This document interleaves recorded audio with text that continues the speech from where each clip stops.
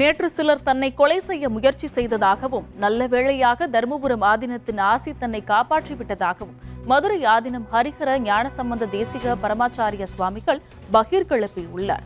SRM பல்கலைக்கழகத்தில் இன்று நடைபெற்ற 6வது சைவ சித்தாந்த மாநாட்டில் கலந்து கொண்டு பேசிய மதுரை ஆதீனம், ஞாயிற்றுக்கிழமை என்றால் கிறிஸ்தவர்கள் தேவாலயம் சென்று விடுவதாகவும், அல்லாஹ் என்றவுடன் முஸ்லிம்கள் குல்லா போட்டுக் கொள்வதாகவும் கூறிய அவர், இந்துக்கள் மட்டும் கோவில் என்றால் சுண்டல் தருகிறார்களா என விசாரிப்பதாகவும் குற்றம் சாட்டினார். நேற்று கூட ஒரு சம்பவம் நடந்து விட்டது. என்னை கொலை செய்ய சதி பண்ணி விட்டார்கள்.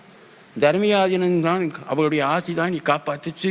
மீனாட்சி சுந்தரேச பெருமான் தான் நீ காப்பாற்றினார்.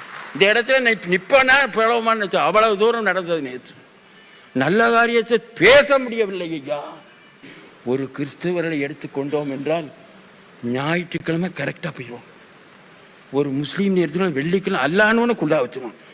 நம்ம ஆளு என்ன சொன்னாலும் சரி, police tiger rice and sweet rice இது போடுறாங்களா, சுண்டல் குடிக்கிறார்களா என்பதை விட்டு நம்முடைய சமய நெறியை கடைப்பிடிக்க வேண்டும். பெண்கள் எல்லாம் குங்குமம் வைத்துக் கொள்ள மாட்டேங்கிறார்கள், ஸ்டிக்கர் போட்டு வைத்துக் கொள்கிறார்கள், ஃபேர் அண்ட் லவ்லி பூசுகிறார்கள்.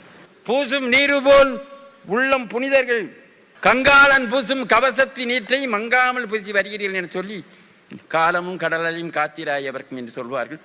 வாழ்த்துக்களை சொல்லி அமையும்.